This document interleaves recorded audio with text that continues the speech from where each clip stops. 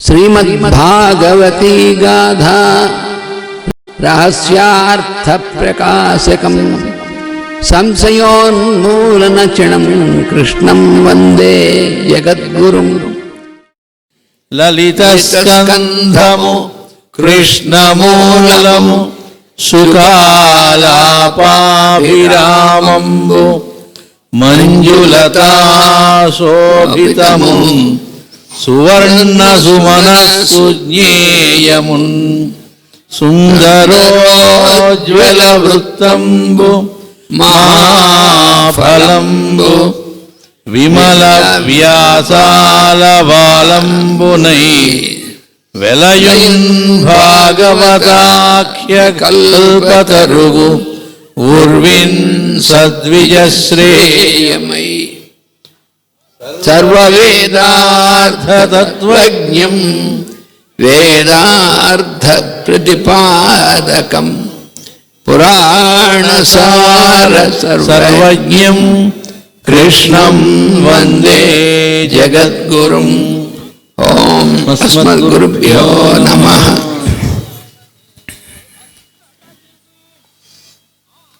నూట 39వ పద్యానికి మనం తాత్పర్యం చెప్పుకుంటూ ఉన్నాం ఉదయం.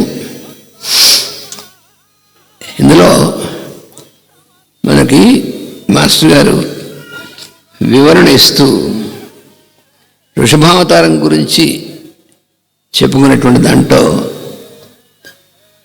వృషభావతారం అంటే ఏమిటి, వృషభుడు అంటే ఎవరు చెప్పారు. చెప్పిన తర్వాత ఇందులో ఏమిటంటే వృషభుడు అనేటువంటి ఆయన యోగసిద్ధుడై ప్రశాంతమైన మనసుతో బంధువులు లేనివాడై విహరించను.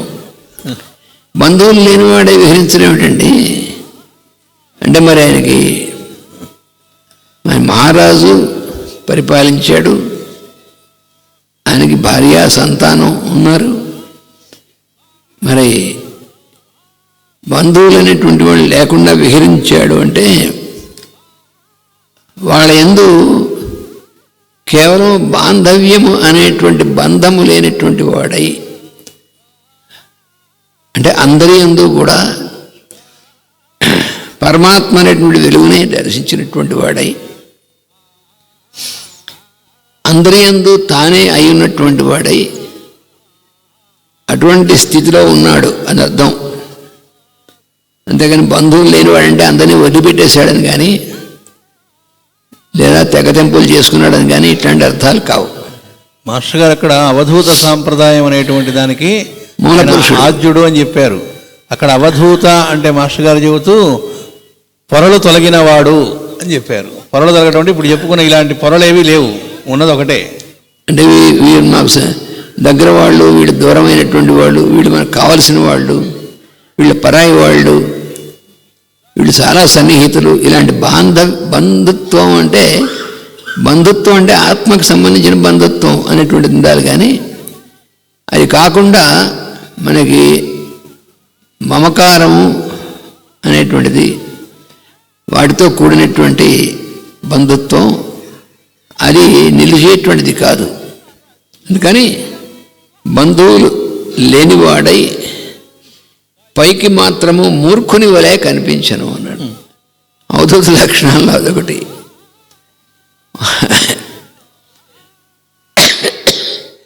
పైకి మూర్ఖుల్లా కనిపించడం ఎందుకండి నేను చాలాసార్లు చెప్పుకున్నాం. రామకృష్ణ పరమహంస వారు ఆయన అమ్మవారిని ఏం వేడుకున్నా అంటే, అమ్మ నన్ను పిచ్చివాళ్ళ కనిపించేట్టు చేయన్నాడు.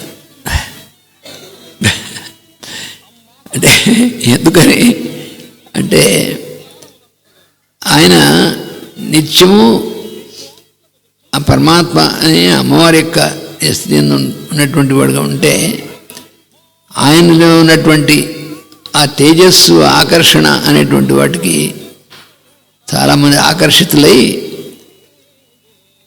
కేవలము అంటే ఆ వెలుగు దాన్ని అనుభవిస్తూ ఉంటారు. కానీ ఏంటంటే కేవలం ఆ రేడియేషన్కి ఆకర్షితులయ్యారు, కానీ వాళ్ళు సమర్పణ చెంది ఆయనకి సర్వం సమర్పణ చేసేటువంటి వాళ్ళుగా కాకుండా కేవలం ఆయన దగ్గరికి వెళ్ళి, ఎలాగంటే మాస్టర్ చెప్తుంటారు, పతంజలి అవసరాలు కూడా చెప్పారు, ఏంటంటే గురువుగారు దీన్ని ఏమంటారు, ఇది అరటిపండి అంటారా, ఇది ఇదంటారా, ఇది ఇదంటారా అని చెప్పి ఊరికనే సతాయిస్తూ ఉంటారు. అందుకనే గురువు అనేటువంటి వాళ్ళు శిష్యులకి వాళ్ళ గురువు అనేటువంటిది ఐడెంటిటీ ఇవ్వకుండా ఉంటారు దూరంగా అని చెప్పారు. అంటే శిష్యుడు నడిపిస్తూ ఉంటారు, కానీ పరమగురువు అయినటువంటి వారు వాళ్ళు తామే అతని గురువు అనేటువంటిది ఐడెంటిటీ ఇవ్వరట. ఎందుకంటే ఐడెంటిటీ ఇస్తే ప్రతిదానికి వాడు అనుకున్నటువంటి ప్రతిదానికి కూడా నేను ఇలా అనుకున్నానండి గురువుగారిని దీన్ని ఇలా నాకు మీ ఆశీస్సులు కావాలి, మీ ఆశీస్సులు కావాలంటే తప్ప గురువుగారు చెప్పింది చేసేందుకు ఎవరు రెడీగా ఉండడు.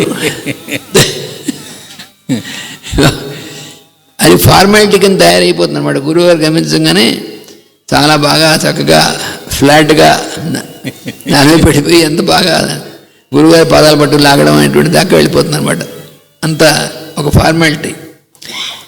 అందుకని రామకృష్ణ పరమహంస గారు అంటే అందుకనే అడిగారు అన్నమాట, ఆయన పిచ్చివాళ్ళకి కనిపించేది. అందుకని ఏదో లే పాపం అనుకునేటువంటి మన జోలికి రారు, ఎక్కువ ఫిల్టర్ అయిపోతారు. లేకపోతే మనకి ఊరికనే ఇవన్నీ ఎక్కువైపోయి టైం అంతా దీనికి సెట్ చేస్తూ ఉండే వాళ్ళు లోకోత్తరమైనటువంటిది దీనికోసం అవతరించినటువంటి వాళ్ళు వాళ్ళ యొక్క సమయం అంతా కూడా విలువైనటువంటిది.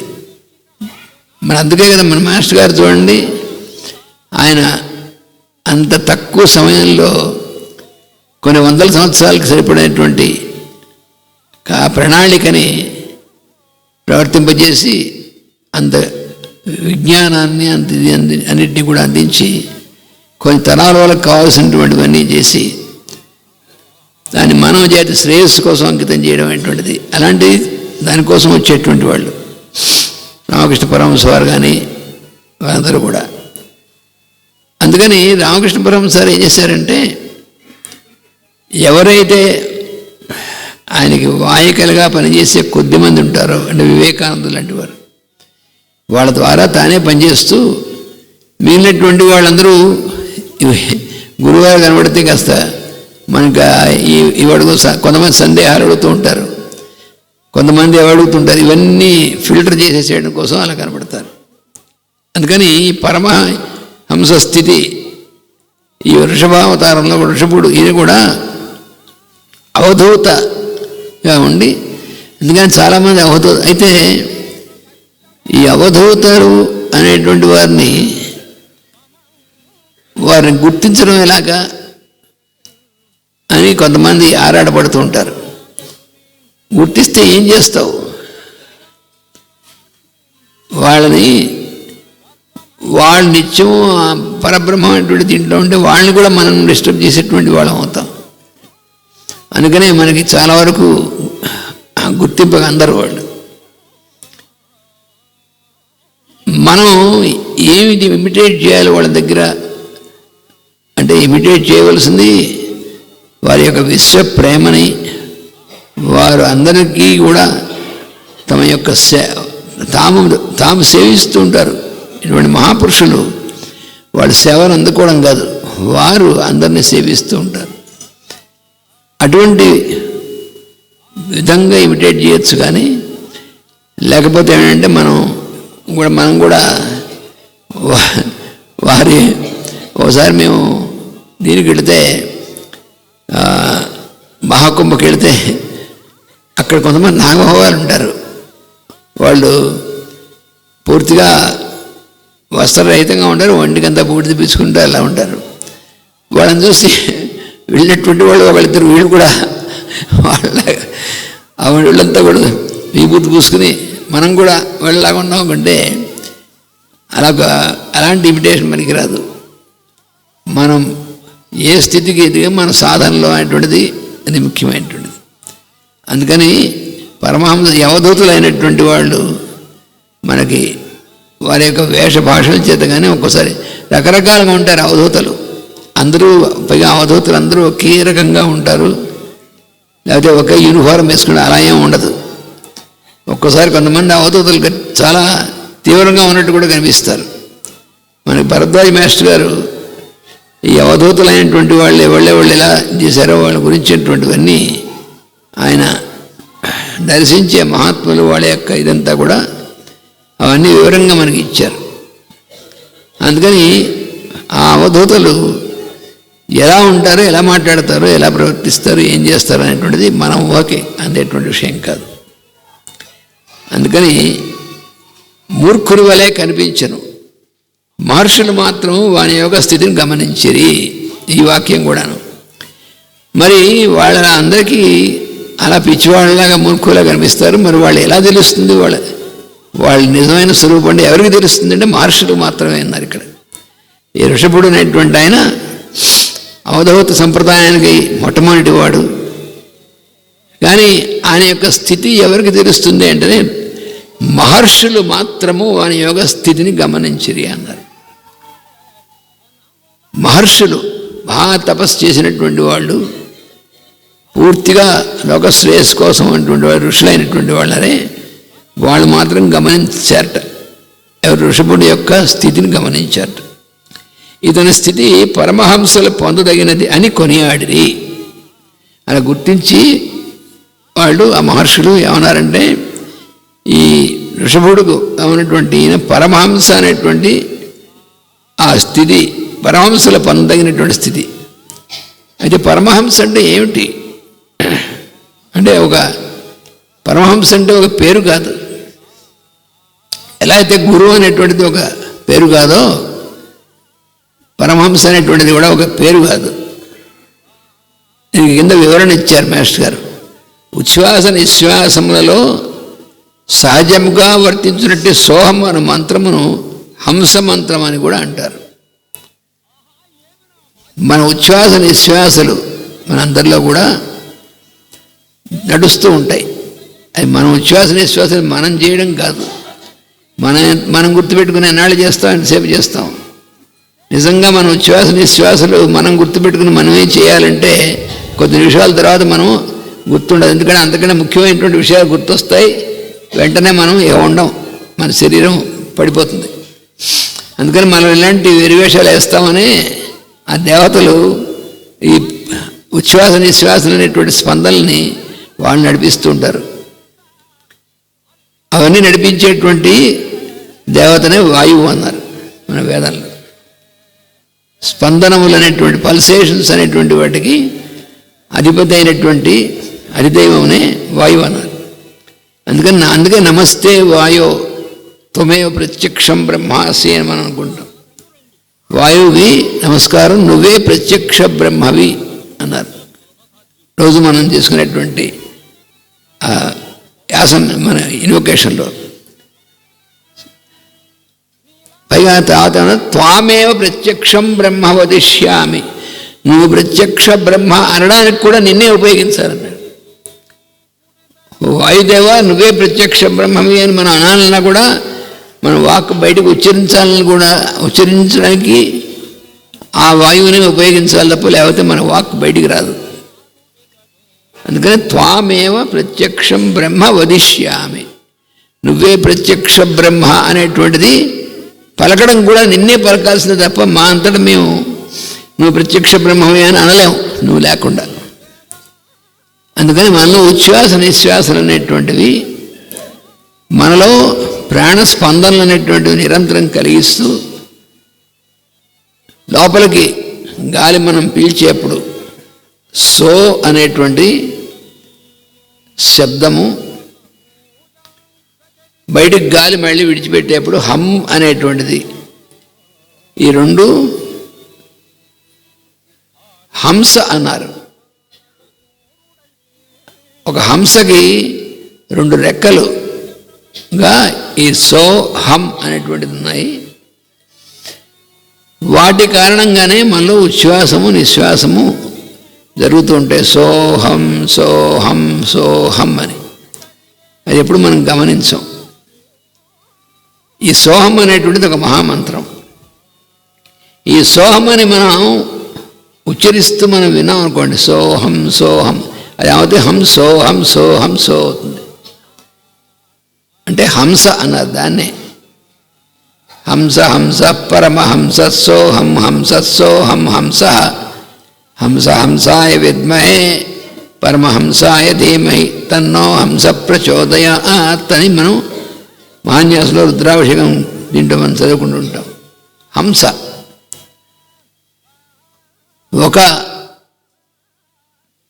ఒక వ్యక్తికి ఉన్నటువంటి ఆయుర్దాయంలో ఇన్ని హంసలు ఉంటాయి వాడు ఆయుర్దాయంగా అని పెద్దలు చెప్తారు.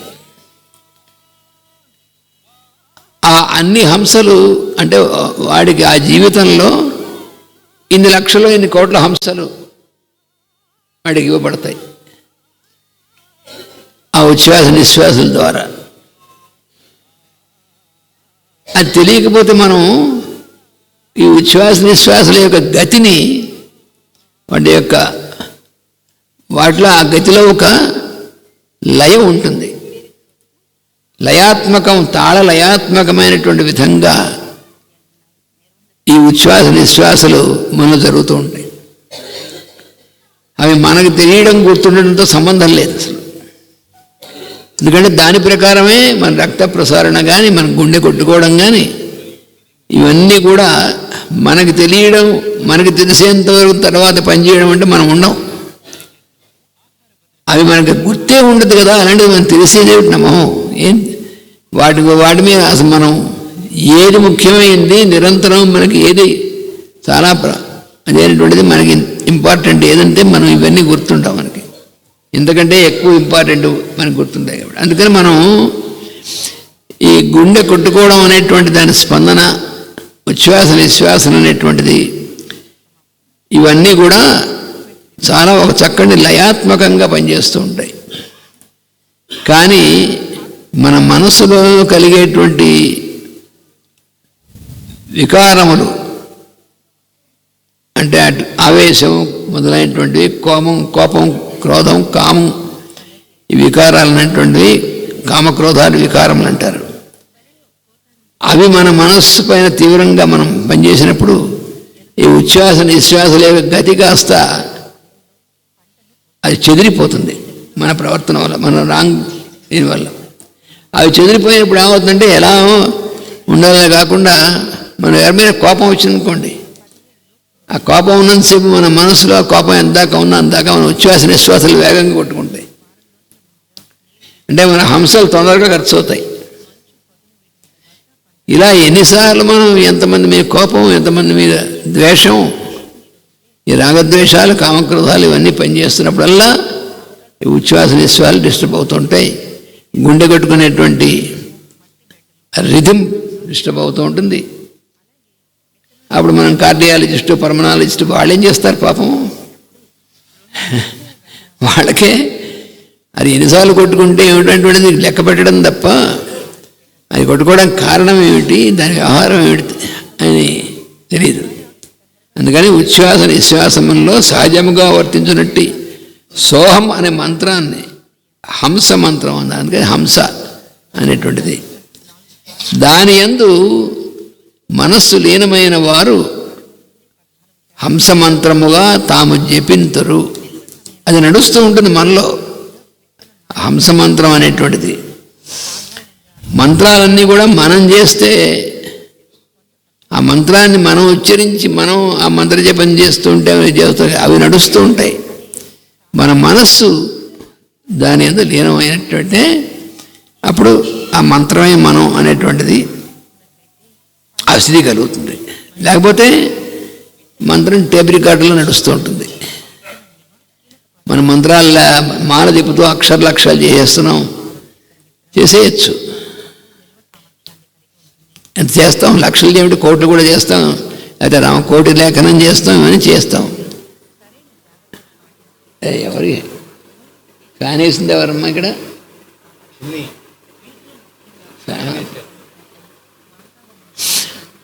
అందుకని ఈ మంత్ర జపం అంటే కేవలం అలా జపం చేస్తున్నాం అంటాం. జపం అనేటువంటిది మన ప్రయత్నంతో కాకుండా లోపల నడిచేటువంటిది ఈ మంత్ర ఇవన్నీ కూడా. అటువంటి ఈ హంసం అనేటువంటి దాని యందు లీనమై ఆ మంత్రంగా తాము చెప్పి అప్పుడు ఆ మంత్రానికి తమకి భేదమైనటువంటి స్థితి పోయి తానే మంత్రమూర్తిగా నిలిచినప్పుడు అప్పుడు నిజమైనటువంటి జపం అనేటువంటి జరుగుతుంది. అనగా తమ ప్రజ్ఞ మిగలక తమ యందు హంసమంత్రం యొక్క అనుభవమునకు లగు పరబ్రహ్మములై వర్తింతురు. హంస అనేటువంటిది అందుకనే మన ఉచ్చారణ అనేటువంటి దానికి అధిదైవమైనటువంటి అమ్మవారిని సరస్వతి అంటారు. ఆ వాహనం ఏమిటంటే హంసవాహన అన్నారు. అది కారణం. ఎందుకు హంసవాహన అంటే అందుకోసం అన్నారు. మనకేమనిపిస్తుందంటే ఏమండి ఇక పనులన్నీ మానుకొని కూర్చొని దీనిలోనే ఉండాలంటే రోజులు ఎలా గడుస్తాయండి అనిపిస్తుంది. దీనిలో ఉండాలి కానీ దీనిలో ఉండాలి. ఆ రెండు ఒకలాగే ఉంటాయి. దీనిలోనా లేకపోతే దీనిలోనా? దీనిలో అంటే మంత్రం వాళ్ళు చెప్పడం, దీనిలో అంటే మనకు తెలుసు. పురాణ పురుషుల్లో మనకి కృష్ణుడు పుట్టడానికి ముందు వాళ్ళకి నారదుడు ఉపదేశం చేసి వెళితే వాళ్ళ వాసుదేవ మంత్రాన్ని చేస్తూ ఉన్నప్పుడు మధ్యలో ఎప్పుడో ప్రజ్ఞ ఒక్కసారి మామూలు దానిలోకి ఒక్క క్షణం వచ్చినప్పుడు చూసుకుంటే స్నానం చేసి ఉండేవాళ్ళు, అన్ని కార్యక్రమాలు జరుగుతూ ఉండేవి, ఏవీ ఆగవు, అన్నీ నడుస్తూ ఉంటుంది, వాళ్ళు ఆ స్థితిలో ఉంటారు. వాళ్ళు ఆ ప్రజ్ఞ దాని యందు లేనివైపోయి ఉంటారు. ఒక్కోసారి స్నానం చేసామా లేదా, తర్వాత ఫాలం మొహం మీద నుదురు మీద బొట్టు పెట్టుకున్నామా లేదా అని ఆ దేవకి వసుదేవులు ఆ స్థితిలో ఉన్నట్టు వాళ్ళు మనకి పురాణ పురుషులు మాస్టర్ వర్ణించారు. ఆ మంత్రమూర్తే తామైపోయి ఉన్నటువంటి వాళ్ళు అని పెద్దలు చెప్పిన దానికి ఏమిటనేది వాళ్ళకి అనుభూతం అయింది. అప్పుడు వాళ్ళకి ఓహో ఇదే పెద్దలు చెప్పినటువంటిది అనుభూతం అయిందని చెప్పి ఇచ్చారు వాళ్ళకి.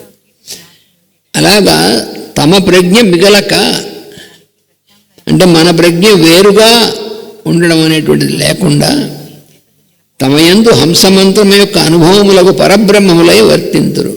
అంటే పరబ్రహ్మం అనేటువంటిది తామే అహం బ్రహ్మాస్మి అంటే అదే అర్థం. అంతేగాని మామూలుగా అంటూ వాడు కూర్చొని అహం బ్రహ్మాస్మి 100 సార్లు అన్నా కూడా ఏమీ ఉపయోగం లేదు. అహం బ్రహ్మాస్మి నేనే పరబ్రహ్మం అంటే ఏమిటి? బ్రహ్మం అంటే ఏమిటి తెలుసు, నేనంటే ఏమిటి తెలుసు, ఈ రెండు ఏం తెలియదు. కానీ అహం బ్రహ్మాస్మి అనుకోవడం వల్ల నాకేదో బ్రహ్మ అంటే అది పేరు, అదే బ్రహ్మంగారిని పేరు పెట్టుకున్నట్టుగా ఉంటుంది తప్ప అంతకంటే ఉండదు. అందుకని తమ యందు హంసమంత్రం యొక్క అనుభవములు పరబ్రహ్మములై వర్తించరు. ఈ స్థితిని పొందిన వారిని పరమహంసలు అందరూ, అది వాళ్ళు పరమహంసలు అంటే. అందుకని ఈ ఋషభావతారుడైనటువంటి ఆయన్ని ఆ స్థితిలో పొందినటువంటి వాడుగా ఈ ఋషులు గుర్తింపగలిగారు. ఇక్కడ ఇంకోటి కూడా చెప్పాలి. ఇందా చెప్పారు తాళ లయాత్మకంగా అని, అంటే దాన్నే ఛందస్సు అంటారు. అంటే ఆ చక్కటి ఛందస్సు అనేది లోపల నడుస్తూ ఉంది సహజంగా. దానిలో ఆ ప్రజ్ఞలో మేల్కొన్న వాళ్ళు ఎలా ఉంటారు పరమహంసలు అన్నదానికి అనంతాచార్య వారిని భగవాన్ అనంతాచార్య అని చెబుతారు. ఏంటండి భగవాన్ అనే టైటిల్ ఏదో స్టైల్గా ఇచ్చారా అంటే, ఇప్పుడు పరమహంసలన్నా భగవాన్ అన్నా ఏంటది అంటే, వాళ్ళు ఎప్పుడు అదే ప్రజ్ఞలో నివసిస్తూ ఆ స్థితిలో ఉన్నటువంటి వాళ్ళు. ఆయన ఒకసారి ట్రైన్లో వెళుతూ ఉన్నారట మిత్రుడితో కలిసి. వెళుతూ ఉన్నటువంటి వారు ఏమో ఈ స్టేషన్లో దిగేద్దాం రాబోయే స్టేషన్లో అన్నారట. అదేంటి మనం ఇంకా 2 స్టేషన్లు దాటి కదా వెళ్ళాలి అన్నారట. వెళ్ళదో ఈ ట్రైను అన్నారట. ఏంటంటే పట్టాలు తప్పుతుంది ఈ ట్రైను. పట్టాలు తప్పడం ఏంటి అని ఎస్ట్రాలజికల్గా చెబుతున్నాడేమో అనుకుని అతనికి ఎస్ట్రాలజీ మీద పెద్ద నమ్మకం లేదేమో. ఈయనకి ఎస్ట్రాలజీ తెలుసు అంటే లేదు ఇది 2 కిలోమీటర్ల దూరంలో పట్టాలు తప్పుతుందని కూడా చెప్పారట. వాడు నమ్మలే. ఈయన దిగారు, వాడు అందులో వెళ్ళాడు. ఎగ్జాక్ట్ నేను చెప్పిన చోట పట్టాలు తప్పింది. అదృష్టం కొద్దీ పెద్ద డ్యామేజ్ కాలే. వాడు వచ్చి ఎట్లా చెప్పామని అడిగాడు. సారీ వాడనకూడదు, ఆ వచ్చిన ఆయన తర్వాత ఎట్లా చెప్పామని అడిగారట. ఏముంది ఆ పట్టా మీద వెళుతూ ఉన్నప్పుడు దాని సౌండ్ తేడా కొట్టింది, దాన్ని బట్టి అది ఎంత దూరంలో ఆ వెళుతున్న వేగాన్ని బట్టి ఎంత దూరంలో అది పట్టా తప్పుతుందో చెప్పారన్న. మరి ఇతను అదే ట్రైన్లో ఉన్నాడు, ఆయన ఉన్నాడు, ఇతనికి ఆ సౌండ్ ఆయనకి ఎలా తెలిసింది ఆయనకి ఎందుకు తెలియలేదు. అంటే ఛందోబద్ధంగా ఉన్నప్పుడు అది తేడా ఎక్కడ ఉన్నా వాడు వెంటనే వాళ్ళకి తెలిసిపోతుంది. దీనికి ఇంకో ఉదాహరణ, కూరగాయలు అమ్ముకుంటున్న వాడు కేకేసుకుంటూ వెళుతూ ఉంటే ఆయన వింటూనే లోపలికి పిలిచి మొత్తం కూరగాయలు కొనేసి నువ్వు ఇంటికి వెళ్ళిపో అర్జెంటుగా అన్నట్ట ఒక ఆవిడ్ని. ఆవిడ వెళ్ళిపోయింది. ఆ రోజుల్లో మొత్తం అమ్ముడుపోయినాయి కదా అని. అక్కడ ఎవరో మందుకు వచ్చినాయనో మిత్రుడు ఎవరో ఇన్ని కూరలు మీరేం చేసుకుంటారండి అన్నట్ట. కాసేపట్లో ఆవిడ దేహత్యాగం చేయబోతోంది, అందుకని మొత్తం కొనేసి ఇంటికి పంపించాను అన్నట్ట. దేన్ని బట్టి చెప్పారన్నట్ట. అదిగో ఆవిడ అరుస్తుంది కదా కేక, ఆ గొంతును బట్టి ఇంకా ఎన్ని శ్వాసలు ఉన్నాయో నాకు అర్థమైపోయింది. క్యాలిక్యులేట్ చేశారు. తర్వాత వెళ్ళి చూస్తే నిజంగానే ఆవిడ మరణించింది. అదేమిటంటే మహాప్రజ్ఞ కలిగినటువంటి వాళ్ళకి అది సాధ్యమవుతుంది. అది మనం ఊహించడానికి అది ఊహలు కూడా కాదు. అది ఒక అందులో ఉన్నటువంటి ఆ తాళలయాత్మకమైనటువంటి దాని యందు ప్రజ్ఞ ఉన్నటువంటి వాళ్ళకి అది తెలుస్తుంది. అందుకని వాళ్ళకి ఈసీజీ ఎవరు తీయక్కలే, వాళ్ళు ఎవరికి ఈసీజీ తీయకుండానే చెప్పేసగలరు. ఇంకోసారి వెళుతూ ఒక బిల్డింగ్ చూసి ఈ బిల్డింగ్లో ఉన్నవాడు 6 నెలల్లో మరణిస్తాడని చెప్పారు. బిల్డింగ్ని చూసి, మనిషిని చూసి కాదు. ఆయన చాలా విచిత్రంగా ఉండేది. ఆ కాలంలో విజయవాడలో ఉన్నటువంటి పెద్ద డాక్టర్స్లో వాళ్ళు ఏదైనా కేసు తమకు అందుబాటులో ఉంటే, ఈ కేసు మాకు అందుబాటట్లేదు పలానా ఆచార్య గారు ఉంటారు, ఆయన దగ్గరికి వెళ్ళి పంపించేవారు. వాళ్ళని ఇన్స్ట్రుమెంట్స్తోనూ వాటితోనూ కూడా అందుబాటులో పోతే ఇవి మా వల్ల కాదు, ఆయన దగ్గరికి వెళ్ళింటే ఆయన ఆ వస్తున్నటువంటి పేషెంట్ నడుస్తుంటే అది చూసి ఆ నడకను బట్టి అది గుండె దెబ్బ లేకపోతే అది ఊపిరితిత్తుల దెబ్బ అని స్కాన్ తీసినట్టు చెప్పేసేవారు. ఒకళ్ళకైతే ఎక్కడుందో కరెక్ట్గా పట్టుకొని దాన్ని అలా పిండేశారు. అది చెప్పండి. ఒకసారి విజయవాడలో చాలా పేరున్నటువంటి డాక్టర్ దంపతులు ఉండేవారు. డాక్టర్ వెంకయ్య చౌదరి అని, ఆయన మంచి కార్డియాలజిస్టు, ఆయన భార్య మంచి గైనకాలజిస్ట్, చాలా మంచివాళ్ళు. వాళ్ళందరూ కూడా మా అనంతాచార్య వారి దగ్గర వాళ్ళకి ఏదైనా మా ఇబ్బందులు అంటే వాళ్ళ కుటుంబ విషయంలో కానీ ఆరోగ్య విషయంలో వస్తే అనంతాచార్య వారి దగ్గరికి వచ్చి ఆయన దగ్గర ఆయన చికిత్స అంటే ఎలా చేస్తాడంటే అందరికీ మందులే ఇవ్వక్కర్లే, వచ్చినటువంటి వాళ్ళకి ఏదైనా మాట చెప్తే తగ్గిపోవడం ఇలాంటివన్నీ ఉండేవి. ఒకసారి వాళ్ళ అమ్మాయి, ఆ అమ్మాయి కూడా తర్వాత డాక్టర్ అయింది. ఆ చిన్నపిల్లగా ఉన్నప్పుడు అర్ధరాత్రి లేచి విపరీతం కడుపు నొప్పితో ఏడుస్తుంది. తల్లి తండ్రి ఇద్దరు డాక్టర్స్, తండ్రి కార్డియాలజిస్టు, తల్లి గైనకాలజిస్టు. సరే వాళ్ళు అర్ధరాత్రి లేచి ఏడుస్తుంది. నేను మందు వేద్దాం అనుకుంటే, మీ మందు నాకు వద్దు, నన్ను తాతయ్య దగ్గర తీసుకుపడింది అబ్బాయి. ఆ తాతగారు ఉన్నారు కదా, ఆయన తీసుకుపడింది. సరే వాళ్ళు తీసుకొచ్చారు అర్ధరాత్రి. చేస్తే ఏమిటమ్మా అంటే, మా అమ్మాయి ఇలా కడుపులో పడి ఏడుస్తోండి, ఎందుకో తెలియట్లేదు అని అంటే, ఎక్కడమ్మా అని చూశారు. చూసారా, ఇక్కడండి తాతయ్య గారు అని. అక్కడ అలా చూసి ఒకసారి ఒక స్పాట్లో ఇలా పట్టుకుని ఇలా ఇలా ఇలా నలిపేశారట. అదేంటంటే కడుపు నొప్పి అసలు ఏంటంటే అక్కడ నలిపేశారండి. కొద్ది నిమిషాల్లో నొప్పి తగ్గిపోయింది.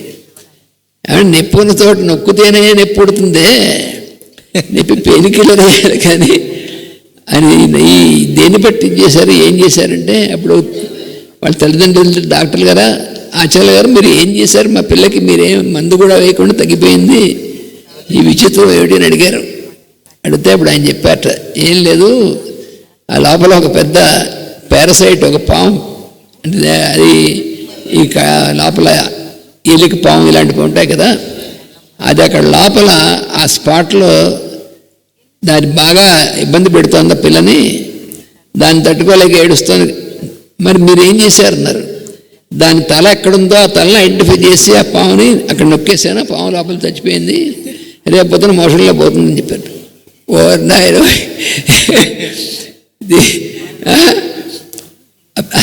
ఆ పాము ఎక్కడుంది లొకేషను, దాని తల ఎక్కడుంది మీరు ఎలా చూస్తారు, మీ ఎక్స్రేలో చూస్తేనే కనపడదు, మీరు ఏమిటని మీకు ఏమిటి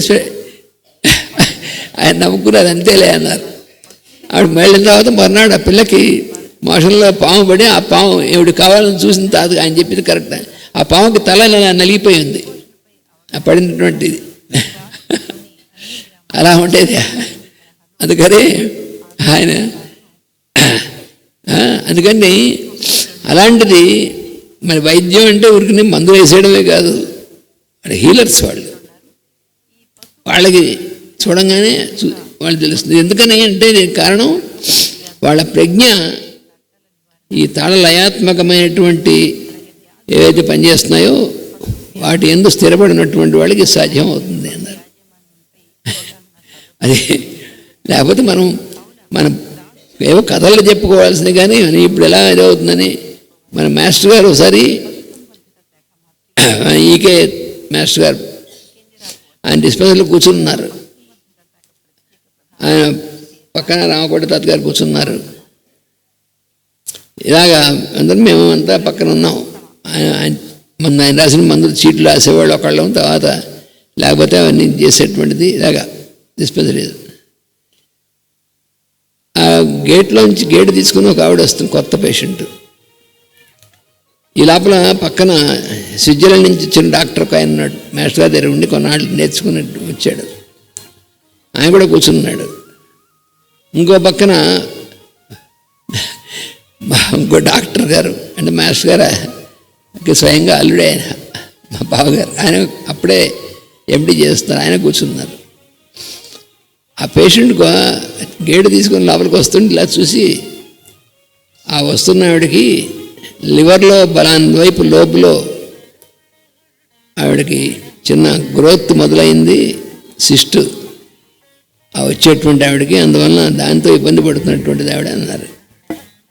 ఇది పక్కన యూరప్ డాక్టరు, ఇంకో పక్కన అల్లుడు డాక్టర్ గారు ఉన్నారు.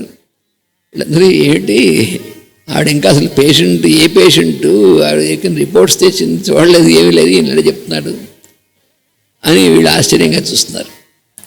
రామకోట తాత గారు తెలుసుగా ఈయన సంగతి, ఎందుకని ఆయన నవ్వుతున్నారు. ఆయన ఆ వచ్చినటువంటి పేషెంట్కి మన వాళ్ళు కేస్ షీట్ అంతా రాశారు, రిపోర్ట్స్ అన్నీ కూడా వాడు చూసి రాశారు, చేశారు, పంపించారు మాస్టర్ గారి దగ్గర. ఈ పక్కన డాక్టర్ గారు ఈ డాక్టర్ గారు చూశారు, వెరిఫై చేశారు. చేస్తే మాస్టర్ గారు ఏం చెప్పారో ఒక 30 గంట ముందు, అంటే ఆవిడ కేస్ షీట్ రాయక ముందు, అక్కడే ఆ రిపోర్ట్స్లో అదే లివర్లో అదే వైపు ఆ లోపల సిస్ట్ ఉందని స్కాన్ రిపోర్ట్లో ఉంది. వీళ్ళు ఆశ్చర్యపోయారు, అదేమిటండి ఇంకా అసలు పేషెంట్తో మాట్లాడటమే లేదు, ఇంకా ముందే పేషెంట్ని అక్కడెక్కడో ఎంటర్ అవుతుంటే నడుస్తుంటే చూసి ఎగ్జాక్ట్గా ఎక్కడ ఉందో ఎలా చెప్పారు, దీన్ని బట్టి చెప్పారు అని ఆశ్చర్యపోతాను అనమాట డాక్టర్స్ ఇద్దరు. ఆయన రామకోట గారిని అడిగారు, మా బంధు డాక్టర్, ఏమిటండి ఈయనకి ఎలాగా, ఈయనకి ఏమైనా ఆప్టిక్ నర్వ్ అందరికంటే కొంచెం పెద్దదిగా ఉందా?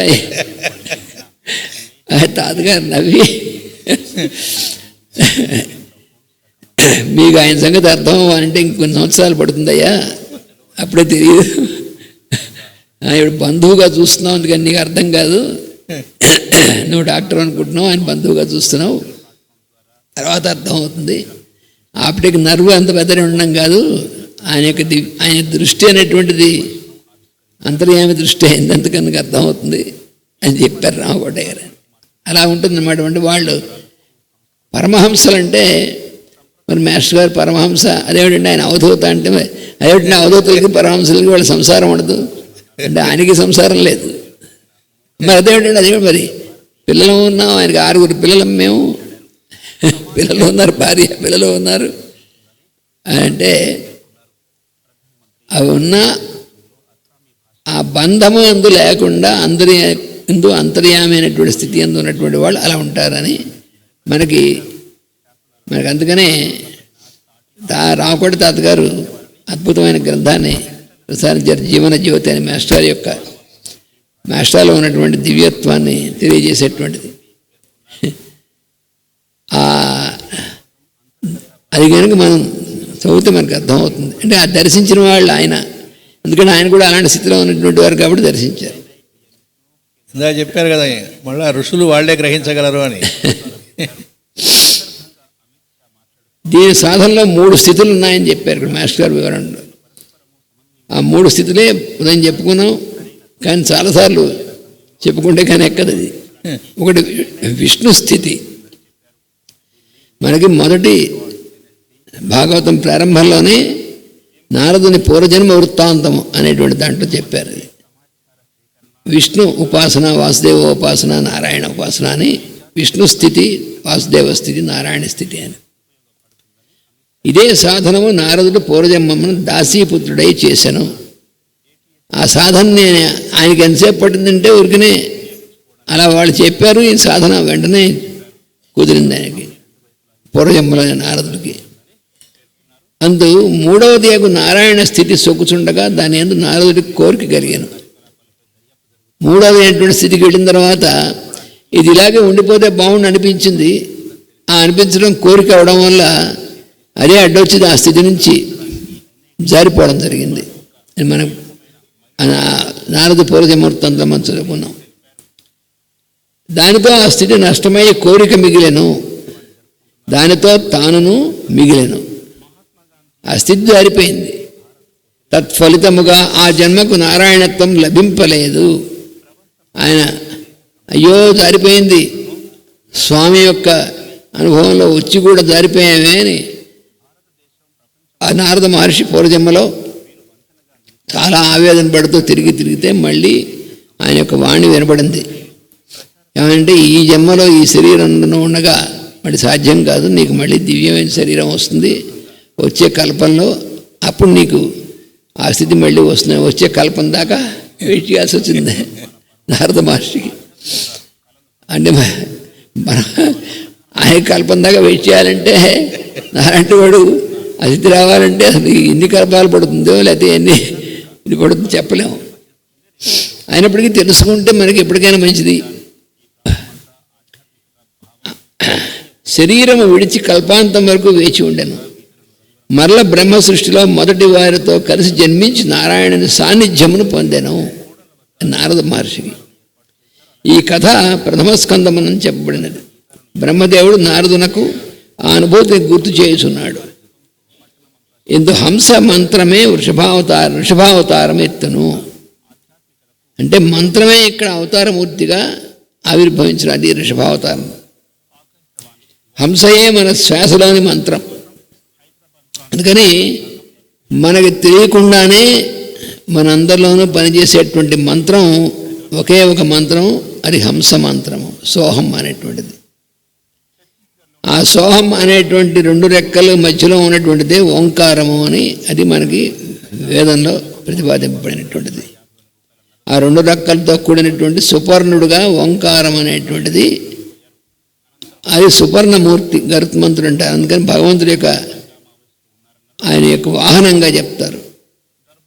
అంటే ఇదంతా కూడా ఎందుకు చెప్పారు ఎలాగంటే ఈ హంస అనేటువంటి దాని గురించినటువంటిది. అందుకని ఈ శ్వాసను పాటవలే ఇది శ్వాసను పాటవలే పాడుచుండును. ఈ హంస ఏం చేస్తుందంటే అది నిత్యం ఇందాక మనం చెప్పుకున్నాం కదా, తాళము లయ అనేటువంటి వాటి ప్రకారంగా లోపల నడుస్తూ ఉంటుంది. అందుకని ఒక పాటలాగా పాడుతుంటుంది, సోహం సోహం సోహం అని లోపల. అది మనకి అసలు దాని గురించి మనకి ముందునే తెలియనప్పుడు ఏం వినపడుతుంది మనకి, కానీ లోపల నడుస్తూ ఉంటుంది.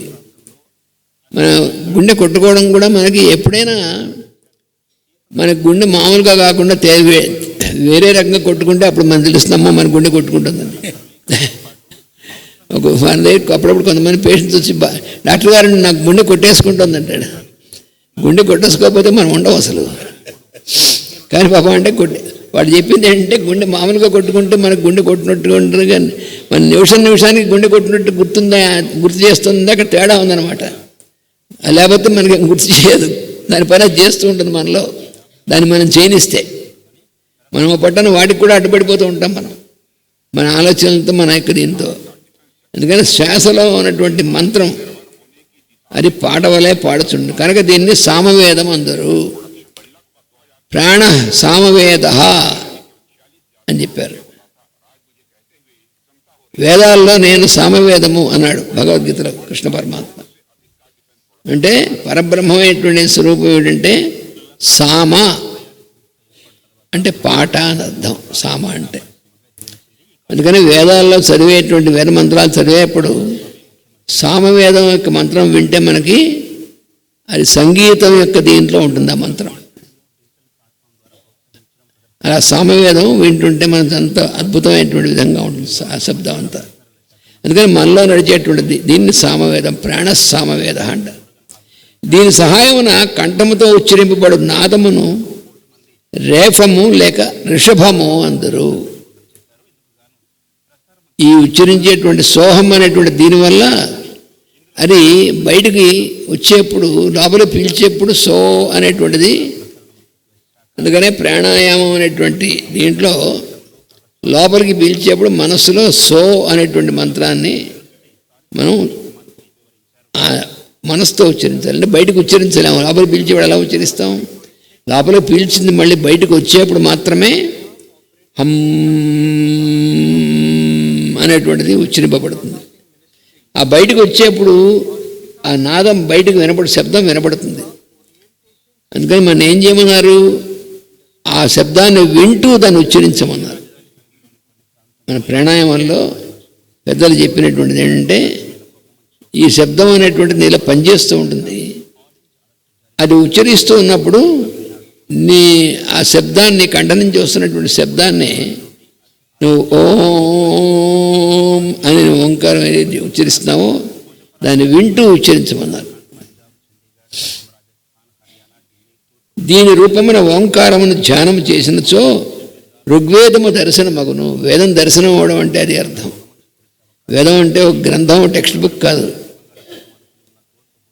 ఈ టెక్స్ట్ బుక్లో మనకి అది ఎలా దర్శనం జరుగుతుంది, ఎలా అనుభవంలోకి వస్తున్నటువంటి దాన్ని వివరించి చెప్పినటువంటిది మనం చదువుకోవడానికి. కానీ అది నిజానికి అనుభూతి అనేటువంటిది కలగాలి. ఇచ్చట ఇప్పుడు ఇక్కడ ఏంటంటే వృషభావతారం అంటే వృషభము. నేను వృషభం అని ఎందుకన్నారు? వృషభం అంటే ఎద్దు. దేనికి సంకేతం అంటే మనం ఉచ్చరించేటువంటి శబ్దం ఏదైతే ఉందో, మనం బయటికి ఉచ్చరించేటువంటి శబ్దం ఎలా ఉచ్చరింపబడుతుందంటే లోపల 2 తిరగటి రాళ్ళు లాంటివి ఉన్నాయి. వాటినే స్వరపేటిక అంటారు.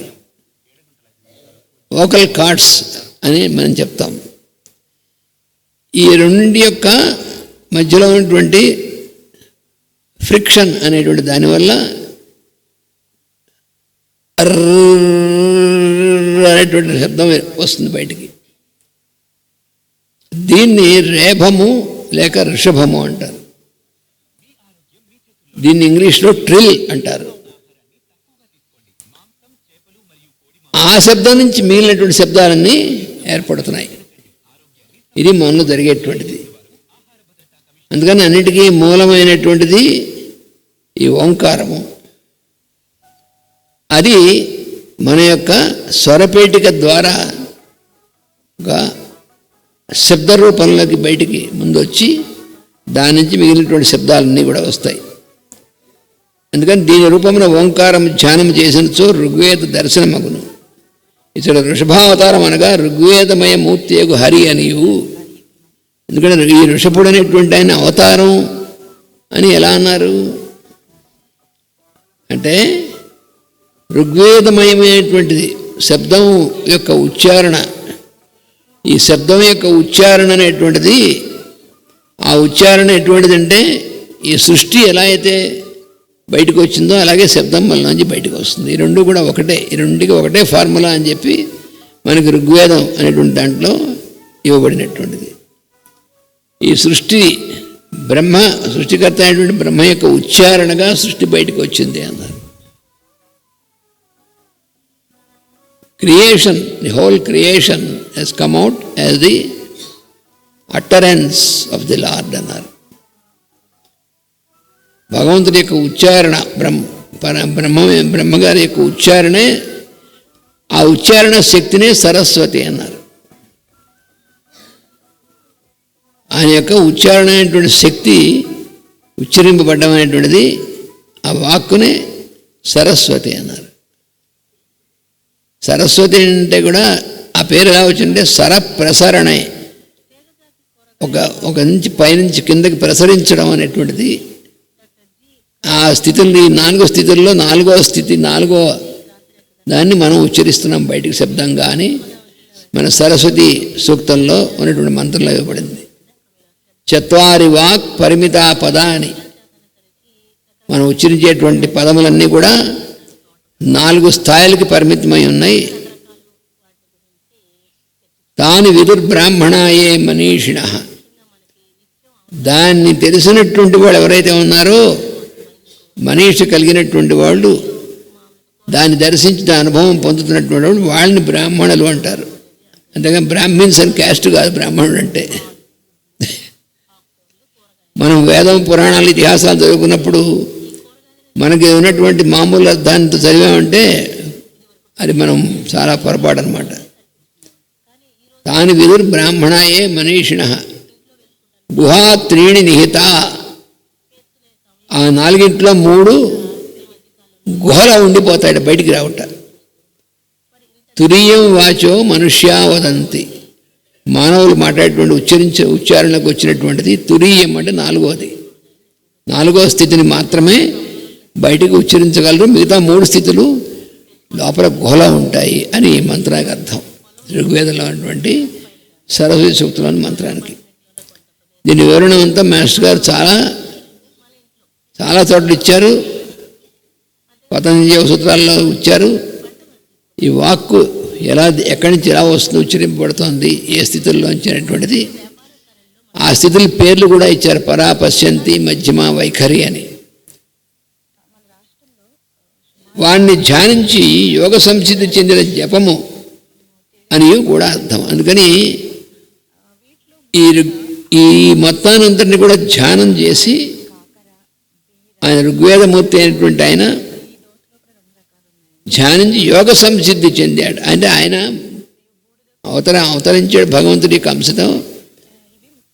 ఆయన అవతరించినటువంటి ఆయన మళ్ళీ ఆ స్థితిలో తన ప్రజ్ఞ నిలిచినటువంటి వాడు అయ్యాడు. అది ఋషభావతారం యొక్క విశేషం. ఇక్కడ యోగ సంసిద్ధి, దాన్ని జపం అన్న దగ్గర మాస్టర్ గారు మనకు ఒక మాట చెప్పారు. అదేంటంటే మనం కూడా ఓంకారం చేస్తూనే ఉన్నాం కదా, సాధన చేస్తూ ఉంటాం కూర్చొని, మనం కూడా అవే మంత్రాలు హోమంలోనో ఇంకో చోట వాడుతూ ఉన్నాం కదా, మరి వాళ్ళకి మనకి తేడా ఏమిటి అంటే మాస్టర్ గారు ఒక 2 పాయింట్స్ చెప్పారు ఇక్కడ. ఒకటి ఏంటంటే sound with consciousness is voice, sound without consciousness is noise అన్నారు. వాయిస్కి నాయిస్కి డిఫరెన్స్ ఏమిటనేటువంటిది మాస్టర్ గారు స్పష్టంగా ఇచ్చారనమాట. మనం ఎక్కువగా మాట్లాడేటువంటిది నాయిస్ అవుతుంది, వాయిస్ అవుతుంది. ఎందుకంటే దాని ఎందుకు కాన్షియస్గా ఉండం. మనం కాన్షియస్గా దాని ఎందుకు ఉన్నటువంటిది అయితే వాయిస్ అవుతుంది. కానీ వాయిస్ అనుకుంటాం మనం, కానీ నాయిస్ అది. అందుకని నాయిస్ వల్ల ఏమవుతుంది, మనం డిస్టర్బ్ అవుతాం, అవతల వాడు డిస్టర్బ్ అవుతాడు, ఎదుటివాళ్ళ. అవన్నీ శబ్ద శవములు.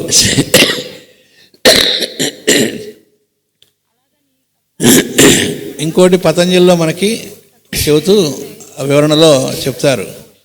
రామకృష్ణ పరమహంస కూడా కాళికాదేవిని చేస్తున్నప్పుడు క్రీమ్ కాళీ నమః క్రీమ్ అన్నాడు, ఐస్ క్రీమ్ అమ్ముకునేవాడు కూడా క్రీమ్ అంటాడు, 2 ఒకటే అన్నారు.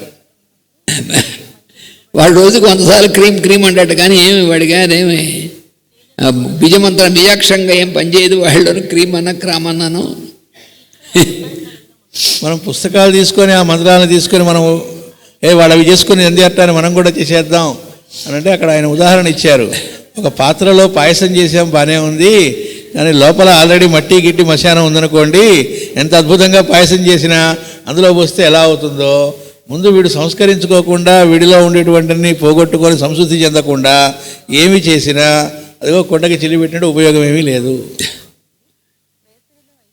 అందుకని వాడి ఎన్ని సంవత్సరాల మంత్రోపాసన చేసినా ఎందుకు ఏం మార్పు లేదంటే, మరి నిత్య జీవితంలో ఎప్పటికప్పుడు ప్రతి క్షణము మనం దీన్ని ఏ స్థితిలో అట్టే పెట్టుకోవాలని సాధన అంటే దాంట్లో ఉంది. అంటే ఏమిటి, మనం మిగతా వాళ్ళతో ఎలా ప్రవర్తిస్తున్నాం అక్కడే ఉంది కీ అంతా. మన సాధన అంతా కూడా ఏమిటంటే అందరికీ ఇంటి దూరం వెళ్ళిపోయి ఇక్కడ కూర్చుని కళ్ళు మూసుకు కూర్చుంటే సాధన చచ్చినా రాదు. ఎందుకంటే నువ్వు కళ్ళు మూసుకున్నా ఏమైంది, నీ మనసు నీ దగ్గరే ఉంది కదా, నువ్వు కళ్ళు మూసుకున్నా ఒకటి తెరిచినా ఒకటి. అందుకని మనం డిస్టర్బెన్స్ అనేటువంటిది కలిగించేటువంటిది మన మనసు తప్ప ఎన్విరాన్మెంట్ కానే కాదు అని చెప్పారు మాస్టర్ గారు. చెప్పారు రహస్యంగా రూముల్లో కూర్చొని మాస్టర్స్ పరమగురుల ఫోటోలు పెట్టుకొని ఆ సాధనలన్నీ చేస్తూ దానిలో నేను ఈ డిగ్రీకి వచ్చి ఆ డిగ్రీకి వచ్చి అనుకున్న వాడికి టెంపరేచర్ పెట్టడం ఉపయోగం ఏమీ లేదు. దానివల్ల ఒరిగేది ఏమీ లేదు. అరిస్టోక్రసీ, నేను చాలా గొప్పవాడిని, నేను ఎక్కడికో వెళ్ళిపోయాను అనుకోవటం, చాలా సెన్సిటివ్గా తయారైపోయాను, నలుగురిలో ఉండలేకపోతున్నానండి, వాళ్ళంతా వైబ్రేషన్స్ వేరు, వాటి టచ్ అవుతుంటేనే కంపరంగా ఉంటుంది అంటే అంటే చుట్టూ ఉన్న వాళ్ళంతా అలగా జనం అన్నట్టుగా ఏదో కంపరం అయిపోతున్నాను అనుకున్నాను. అంటే వీడు జరుగుతుంది. మాస్టర్ గారు చెప్పారు, అవ్వాల్సింది సెన్సిబుల్గా కానీ సెన్సిటివ్గా కాదు అన్నారు. సెన్సిబుల్గా ఉండవారు అందుకని ఇతరుల యొక్క ప్రేన్స్ వల్ల డిస్టర్బ్ అయ్యేటువంటి వాడు అసలు అన్ఫిట్. అదే 12వ అధ్యాయంలో కృష్ణుడు చెప్పింది, స్పష్టంగా చెప్పాడు. భక్తుడు అంటే ఎవరు, నేను భక్తుడినే కాదా అంటే ఎవరో అడగక్కలే, నీకు నువ్వే చూసుకో, వాడు 2 లక్షణాలు ఉంటాయి భక్తుడికి, అది ఉన్నవాడే భక్తుడు అన్నాడు. ఏమిటంటే యస్మాన్నో ద్విజతే లోకో లోకాన్నో ద్విజతేయ, 2 అక్కడ చెప్పాడు. ఎవడి యొక్క ప్రజెన్స్ వల్ల చుట్టూ ఉన్నటువంటి వాళ్ళకి ఏ రకమైన డిస్టర్బెన్స్ మానసికంగానే ఏ రకంగానూ కలగకుండా ఉంటుందో అని ఒక హాఫ్.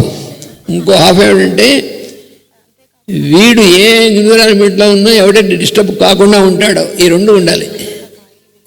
అంటే మనం ఎక్కడున్నా ఎంతమంది ఉన్నా అందులో మనం డిస్టర్బ్ కాకుండా ఉన్నామా లేదా, అంతేగాని వీళ్ళందరూ వైబ్రేషన్ నాకు తగులుతాయని డిస్టర్బ్ వాడికి రాజ్యం వాడికి పనికి వస్తాడు. అవతల వాళ్ళు వెళ్ళి వాడి ప్రజెన్స్ వీళ్ళు డిస్టర్బ్ అయిపోతున్నారంటే వాడు ఎందుకు పనికిరాడని అర్థం. వాడు ఇంకా కొన్ని జన్మలు వెయిట్ చేయాల్సి వస్తుంది. అలాగే వీడి ప్రజెన్స్ కూడా ఎవరికి డిస్టర్బెన్స్ కాకుండా ఉండాలి. వీడి వల్ల, మన యొక్క ప్రజెన్స్ వల్ల మన చుట్టూ ఉన్నటువంటి వాళ్ళు ఏ రకమైనటువంటి ఉద్వేగం కలగకూడదు. అలాగే మనం ఏ రకమైనటువంటి ఉద్వేగానికి మిగతా వాళ్ళ యొక్క ప్రజెన్స్ వల్ల గురి కాకూడదు. ఈ 2 నీలో ఉన్నాయి, ఉంటే నువ్వు భక్తుడివి, లేకపోతే కాదన్నట్టు. So simple. కృష్ణుడి దగ్గర మొహమాటం ఏం లేదు. నేను భక్తుడిని అవునా కాదా అంటుంటే టెస్ట్ అంటే ఎవరో టెస్ట్ చేయక్కలేదు, లేకపోతే సర్టిఫికెట్ ఇవ్వక్కలేదు. మేస్టారు చెప్తారు, వాడు భక్తాలజీలో PhD చేసేట, వాడు డిపార్ట్మెంట్ పెట్టారు, డిపార్ట్మెంట్ ఆఫ్ భక్తాలజీ, దాంట్లో వాడు PhD చేసి ప్రొఫెసర్ అయ్యేట. అయితే కావచ్చు, కానీ ఈ 2 లేకపోతే వాడు భక్తుడు గారు, భక్తాలజీ ప్రొఫెసర్ అయ్యి ఉండొచ్చు కానీ భక్తుడు కాదన్నారు. దానికి మాస్టర్ గారు ఏం చెప్పారంటే, వాడు షుగర్ టెక్నాలజీలో MTech PhD చేశాడు, తమాషగా అనుకుందాం కాసేపు, చిన్నప్పటి నుంచి షుగర్ ఎప్పుడు తెలియదు అనుకుందాం. ఇంకో పిల్లాడు ఉన్నాడు, వాడు వంటింట్లో వాళ్ళమ్మ డబ్బా మూత తెలుస్తుందని ఆ మూత సౌండ్ని బట్టి అది చక్రాన్ని గుర్తుపెట్టి పరిగెత్తుకు వస్తాడు. వాడికి పేరు కూడా తెలియదు ఇంకా దాని పేరు. చిన్నపిల్లాడు చేయి చాపుతాట, వాళ్ళమ్మ కొద్దిగా పెడుతుంటే నోట్లో వేసుకొని వస్తాడట. ఈ పిల్లవాడికి షుగర్ టేస్ట్ చేసిన వాడికి షుగర్ గురించి మొత్తం తెలుసు. వీళ్ళిద్దరికి ఎంత తేడా ఉందో అంత తేడా ఉంటే వాడు చిన్నప్పుడు చెప్పారు, వీడి 4 షుగర్ వేస్తే వీడు చచ్చిపోతాడు, జాగ్రత్తగా పెంచండి. అందుకని పాప వాడు షుగర్ వేయకుండా ఇచ్చారు. కానీ వాడు షుగర్ టెక్నాలజీ చదువుకున్నాడు వాడు. అంటే he can explain everything about sugar, but no experience of sugar even for 1 moment. వాడికి ఒక క్షణం కూడా షుగర్ అనేటువంటిది ఎక్స్పీరియన్స్ లేదు. కానీ షుగర్ టెక్నాలజీ వాడు మొత్తం వాడి గురించి A to Z అన్నీ చెప్పేయగలడు. వాడికి ఈ పిల్లవాడికి ఏం తేడా ఉందో ఆ తేడా ఉంటుందన్నారు. రామకృష్ణ పరమహంస వారు, ఆయన పరమహంస అంటే అక్కడ ఆయన జీవితంలో మనకు వస్తుంది. ఎవరైనా మాట్లాడుకుంటున్నప్పుడు బూతులు మాట్లాడుకున్నా ఆయనకు ఓంకారమే వినపడేదిట. అంటే వాళ్ళు ప్రజ్ఞాల్లోంచి అరణి విద్య అంటారు, మాస్టర్ గారు చెప్పారు. ఎవరు మాట్లాడుతున్నా దానిలోంచి భగవంతుడి వాక్కును వింటారట. తమ కూడా అది వాక్కు మన రూపంలో కూడా భగవంతుడే, దాన్ని అదే సౌండ్ విత్ కాన్షియస్నెస్ అంటే. కాబట్టి అది వాయిస్ ఆఫ్ ది సైలెన్స్, వాళ్ళ వాయిస్. ఈ 139 దీనికి రహస్య ప్రకాశం. ఈ టీకలో మనం చదువుకున్నాం తాత్పర్యంలో, ఇప్పుడు రహస్య ప్రకాశం. అందుకు మనం ప్రతి ఒక్కదాన్ని రహస్య ప్రకాశం టీకా అని చదువుకోవడానికి కారణం. పాపం తెలియక కేవలం రహస్య ప్రకాశం కదా మాస్టర్ ఇచ్చిందని రహస్య ప్రకాశం ఒకటే ఉంచి మిగతా అని వదిలేసాం అనుకోండి, ఏం తెలియదు మనకి, అందుపడదు. ఇప్పుడు రహస్య ప్రకాశం ఇక వృషభావతారం గురించి చెప్పేదను. పూర్వము ఆగ్నేయుద్రుడను వానికి నాభి అను కుమారుడు ఉదయించను. అతని భార్య మేరుదేవి, ఆమెను సుదేవి అని కూడా పిలుతురు. వారికి శ్రీహరి కుమారుడుగా పుట్టెను. అతని పేరు ఋషభుడు.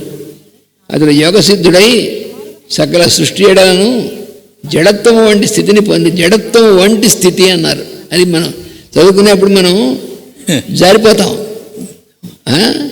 అతడు యోగసిద్ధుడై సకల సృష్టి ఎడలను జడత్వము వంటి స్థితిని పొంది నిర్లిప్తుడయ్యాను అన్నారు. నిర్లిప్తుడయ్యాను అంటే ఏమిటి? నిర్లిప్తుడవడం అంటే తామర ఆకు మీద నీటి బిందు ఎగ్జాంపుల్ ఇచ్చారు పెద్దలు మనకి.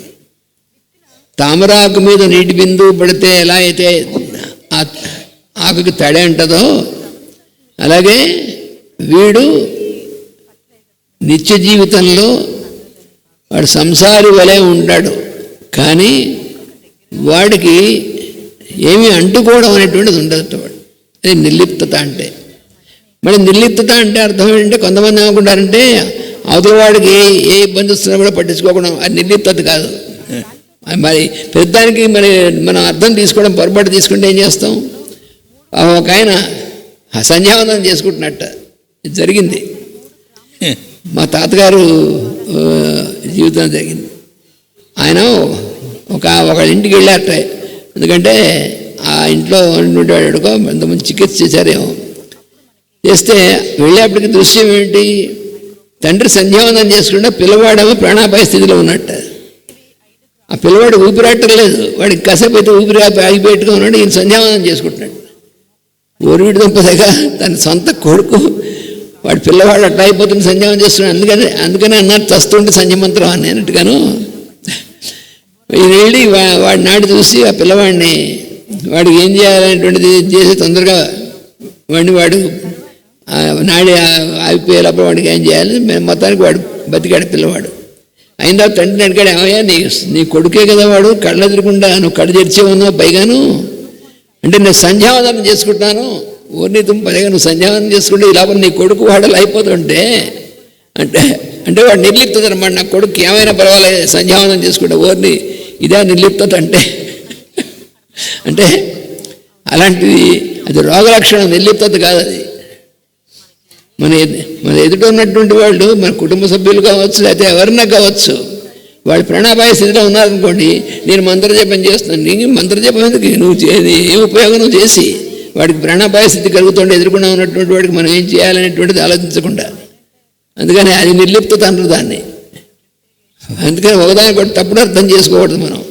అందుకే మాస్టర్ గారు మనకు మోక్షం రాకపోతే వచ్చిన నష్టం ఏంటి అన్నారు అని ఓ మాట చెప్పారు.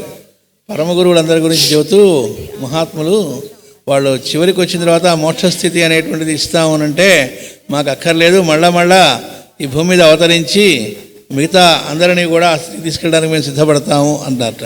కాబట్టి వాళ్ళ ఆ స్థితిలో ఎప్పుడూ ఉంటారట. అదో పరీక్షట. అక్కడికి వచ్చాక సరేనండి మాకు మోక్షం ఇవ్వండి అన్నవాడు మళ్ళా పాంపటంలో కింద పడ్డాడు పడతాడట. ఎందుకంటే అక్కడ నాకు కావాలి అన్నాడు కదా, అది స్వార్థంట. కాబట్టి అలాంటి వాళ్ళు ఎవరికి ఇంతవరకు మోక్షం ఎప్పుడు రాలేదు అని చెప్పారు.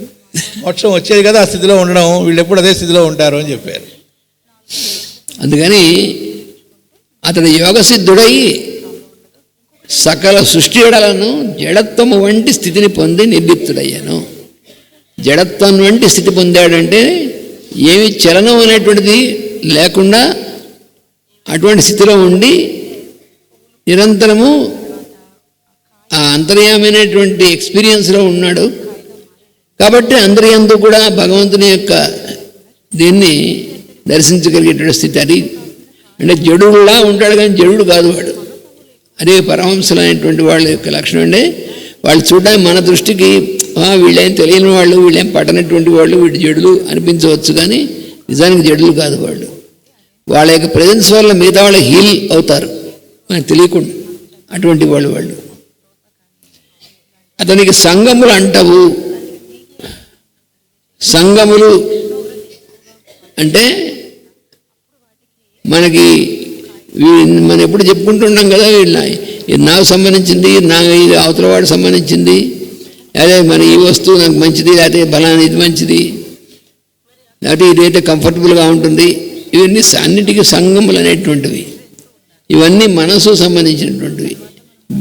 ఇక్కడ ఈ స్థితిలో ఉన్నటువంటి వాడికి అవేమంటావు అంటే వాడు ఎలాంటి స్థితి ఎక్కడున్నా ఏ ఎన్విరాన్మెంట్లో ఉన్నా ఎలా ఉన్నా కూడా ఏమి చలనం చెందడనమాట. అది సంగములు అంటే. పతంజలి మహర్షి చెబుతారు, మనకి ఒక బ్రహ్మాండమైన మణి ఉంటే దానికి ఒకవైపు నుంచి గులాబీ రంగులో రకరకాల రంగులతో చుట్టూ పెడితే అవన్నీ ఆ రంగులన్నీ అందులో ఉన్నట్టుగా రిఫ్లెక్ట్ అవుతూ ఉంటుంది. కానీ అవన్నీ అంటుకుంటాయా దానికని అడిగారు. ఏ మసి అంటదు ఇంటి ఎలా అలా ఉంటుందో అలా ఉంటారు అని చెప్పారు. అతడు పొందిన స్థితిని పరమహంస స్థితి అని మునులు పేర్కొనిరి. అది కూడా నేను పరమహంసన ఆయన వాళ్ళు చెప్పరు. ఎందుకంటే వాడు నేను పరమహంసనైన అంతటా తనే గుర్తించుకున్నాను అనుకోండి, పరమహంస కాదనమాట. అదో ఇబ్బంది ఉంది. నేను పరమహంస స్థితిలో నిలబడ్డాను అని అనుకున్నాను అనుకోండి, నిలబడ్డంలో ఏం లేదు, వాడి కింద నేల మీదే ఉన్నాడు, పరమహంస కాదు, ఏం కాదు. అతడు పరమహంస అనేటువంటిది ముళ్ళు గుర్తించారన్నాడు, కానీ ఆయన తను డిక్లేర్ చేయలేదు నేను పరమహంసన అని. నేను కొంతమంది బోర్డు పెట్టుకుంటుంటారు, నేను ఐఎమ్ క్లియర్ వాయింట్ అంటాడు వాడు. అంటే వాడు పూర్తిగా సూక్ష్మ దృష్టి కలిగినటువంటి వాడు అని చెప్పి, తర్వాత పూర్వం వీడు అన్నీ తెలిసినటువంటి వాడు క్లియర్ వాయింట్ అని. ఆ క్లియర్ వాయింట్ బోర్డు పెట్టుకున్నవాడు క్లియర్ వాయిన్స్ ఏముండదు, వాడికి దిక్కులేదు. మాస్టర్ సార్ చెప్పారు, వాడు సైకాలజిస్ట్ వాడి ఫేస్ చూడంగానే అర్థమైపోతుంది అన్నారు. అదేమిటంటే వాడు సైకాలజిస్ట్. ఎందుకంటే వాడు నిరంతరం వాడి ప్రాబ్లమ్స్ వాడికి సాల్వ్ చేసుకోవాలనేటువంటి వాడు స్థితిలో ఉంటాడు, వాడు సైకాలజిస్ట్ అని. అలా ఉంటుంది. అందుకని వీళ్ళు ఆ స్థితిలో ఉంటారు తప్ప ఆ స్థితిని గురించి తమ పరమహంసలమని, మిగతా వాళ్ళకంటే ఉత్తములమని, మిగతా వాళ్ళకంటే తమ ఒక స్థితిలో ఉన్నవాడు ఇవేమి ఇంప్రెషన్స్ ఉండవు. ఏ ఇంప్రెషన్ ఉన్నా కూడా వాడేమి కాదనమాట. Impressions free of impression. ఇతరుల గురించి ఉండదు, తమని గురించి కూడా ఉండదు. అటువంటి స్థితిలో ఉన్నటువంటి వాళ్ళు. అలాంటి ఆయన వృషభావతారం. ఇప్పుడు తర్వాత ఉన్నటువంటి అవతారాన్ని గురించి 140వ పద్యంలో చెప్తున్నారు.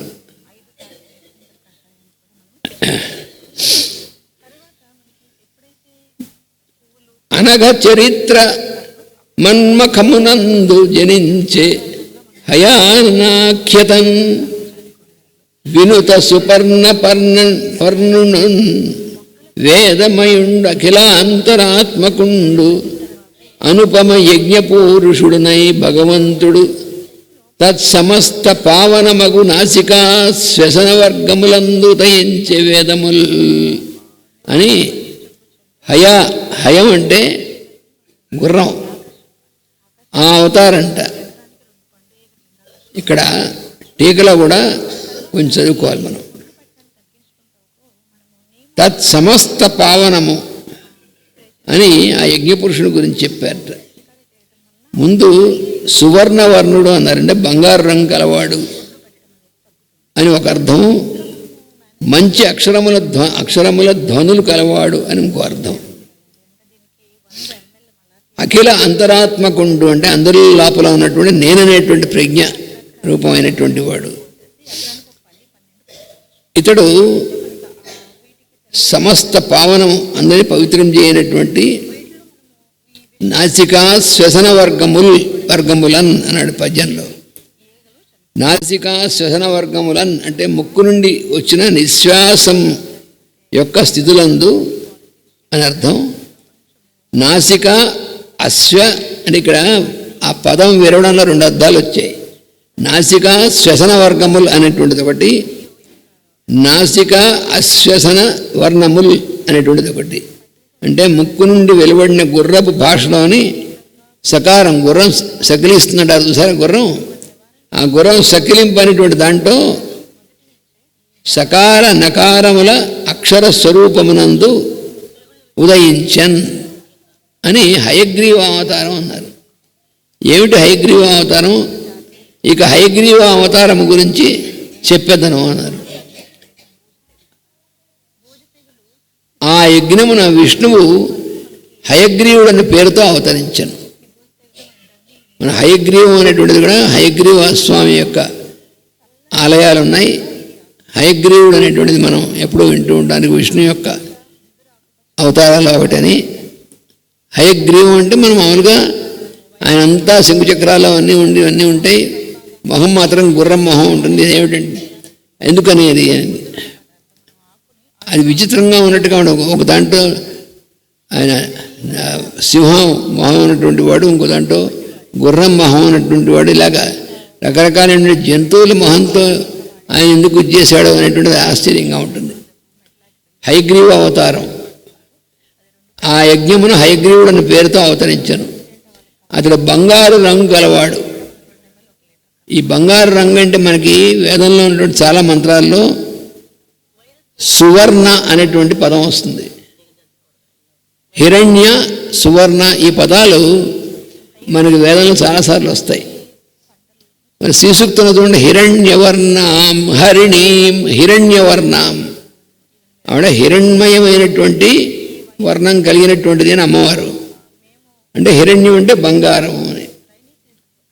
అలాగే సువర్ణ రజత స్రజాం, సువర్ణం.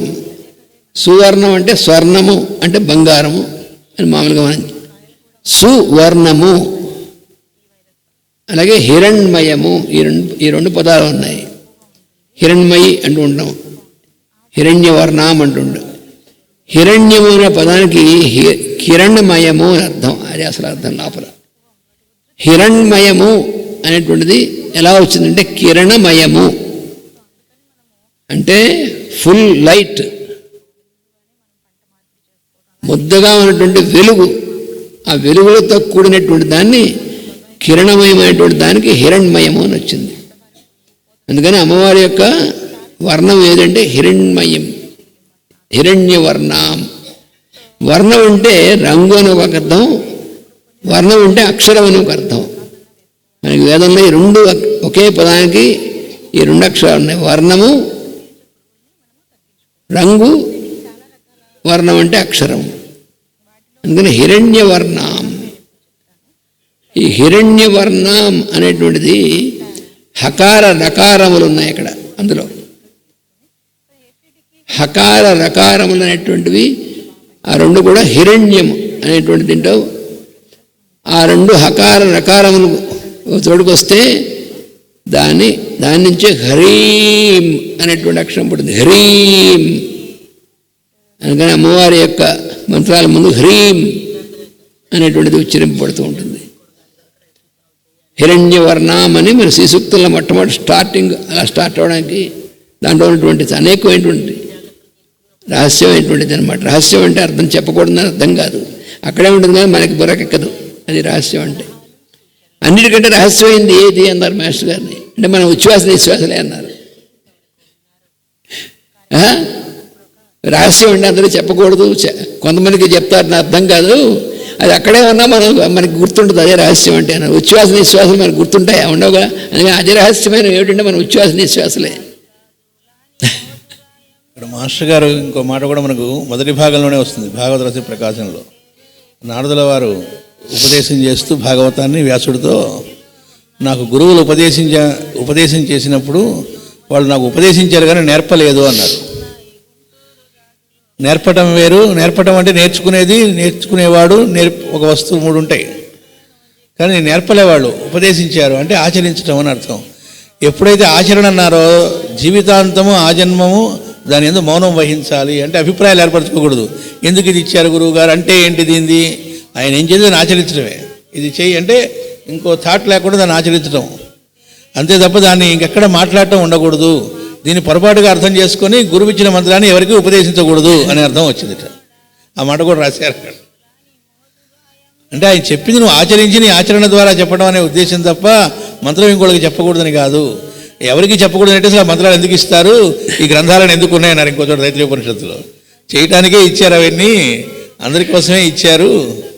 అది తెలియక అలాంటిది వచ్చింది. కాబట్టే రామానుజుల వారు మళ్ళీ అది మనకు తెలియజేయడానికి ఆయన అవతరించి భూమి మీదకి మళ్ళీ మనకు అనుగ్రహించారు, ఇట్లా చేయాలని చెప్పారు. అందుకని ఇక్కడ హయగ్రీవ అవతారం విష్ణువు హయగ్రీవుడు అని పేరుతో అవతరించాను. అతను బంగారు రంగు కలవాడు, మంచి అక్షరముల రూపమైన మంత్రమూర్తి, వేదమే తన స్వరూపమైన వాడు. అందరూ జీవులలో నేను అను మాటకు అర్థముగా నిశ్వాసము నుండి వెలువడుచున్నవాడు. నేను అనేటువంటిది కదా మనందరం కూడా, జీవులందరం కూడా మనం ఏమంటాం, అహం అంటాం, నేను అని. ఎవరైనా సరే మన పేరు, మీ పేరు ఏమిటి సార్ అంటే అసలు పేరు అహం.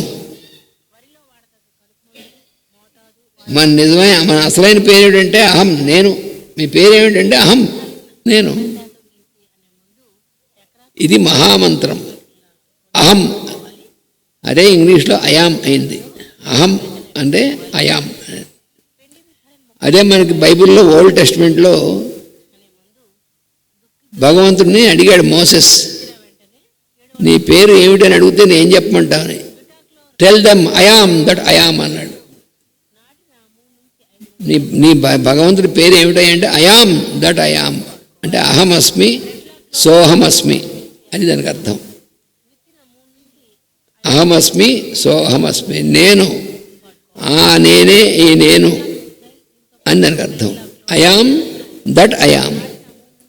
మనందరం కూడా ప్రతి ఒక్కళ్ళము అయామ్ అంటే నేను అంటున్నామే, ఈ నేను ఏ నేను, దట్ అయామ్. ఎవరైతే భగవంతుడు అని అంటున్నావో ఆ అయామే ఈ అయామ్ అని అర్థం. సోహమస్మి సోహమస్మి సోహం సోహం. అదే సోహం అనేటువంటి ఇందాక మనం చెప్పుకున్నటువంటిది హంసమంత్రం సోహం. అందుకని ఇక్కడ ఈ హయగ్రీవ అవతారంలో ఉన్నటువంటి విశిష్టత ఏమిటంటే అందరూ జీవులలో నేనని మాటకు అర్థముగా నిశ్వాసము నుండి వెలువడుచున్నవాడు. అది హయగ్రీవుడు అంటే. అందుకని హయగ్రీవ మంత్రంలో ఓం శ్రీం హసౌం శ్రీం అటువంటి మంత్రం పైగా చెప్పేయచ్చా? ఏం కొమ్మముడిపోదు. చెప్పేసినంత మాత్రాన అది మనకి ఏమవుదు. అది గురువు స్విచ్ చేయాలి అక్కడ, అప్పుడు దాంట్లోకి మరి పనిచేస్తుంది. కానీ లేకపోతే ఆ మంత్రం కంపోజ్ చేసిన వాడు ప్రెస్లో వాడు చాలాసార్లు కంపోజ్ చేసేవాడు చూస్తాడు. ఈ మంత్రాలు బీజాక్షరాలను కంపోజ్ చేసి అది చేసేవాడు వాడు క్రీమ్ అని అంటాడు అని వేసాడు కూడా, హైం ఓం హైం ఖీం క్రీమ్ అని. వాడికి అన్నీ ఏమైపోయింది ఏమైపోదు వాడికి, ఎందుకంటే అవి ఉరికినే చేసేవి కాదు. అందుకని ఈ మంత్రం హయగ్రీవ మంత్రంలో ఓం శ్రీం హసౌం శ్రీం హసౌం, ఈ హసౌం సహౌం హసౌం సహౌం అని ఈ రెండింటిని ఇటు నుంచి అటు నుంచి ఇటు హసౌం సహౌం అని దీన్ని హయగ్రీవము అన్నారు. ఇది చాలా విశేషంతో కూడినటువంటిది ఈ హయగ్రీవం అంటే. పూజింపదగిన మంత్రమూర్తి అయిన పురుషుడు ఎవరి హయగ్రీవుడు. వాని ముక్కు నుండి వెలువడిని అక్షరములు గుర్రము గొంతు నుండి వెలువడును అక్షరముల వర్గములై అందుండి వేదములు పుట్టెను. గుర్రం సకిలిస్తుంది. మనకి జీవరాశులు అన్నింటిలోనూ కూడా ప్రతి జీవరాశికి ప్రత్యేకత ఉంటుంది. ఆ ప్రత్యేకత మనం ఆ జీవరాశుని యొక్క ఆ జీవరాశి యొక్క షేపుని, దాని పేరుని వాటిని చూస్తాం. కానీ దానిలో ఉన్నటువంటి విశిష్టత శబ్దం ఏమిటంటే మనం పట్టించుకోం. మనకి భ్రమరము ఉంది. భ్రమరం అనేటువంటిది అది నిరంతరము సౌండ్ వినబడుతుంది చూడండి. మనకి మంచి పువ్వులు బాగా పూసిన చోట ఆ తుమ్మెద వస్తుంది. తుమ్మెదే భ్రమరం అంటే. ఆ తుమ్మెద ఏం చేస్తుంటుంది, అది భ్రమర నాదం అంటారు. ఆ తుమ్మెద నుంచి వచ్చేటువంటి నాదం మనలో కూడా మనం ఓంకారం అనేటువంటి ఉచ్చరించినప్పుడు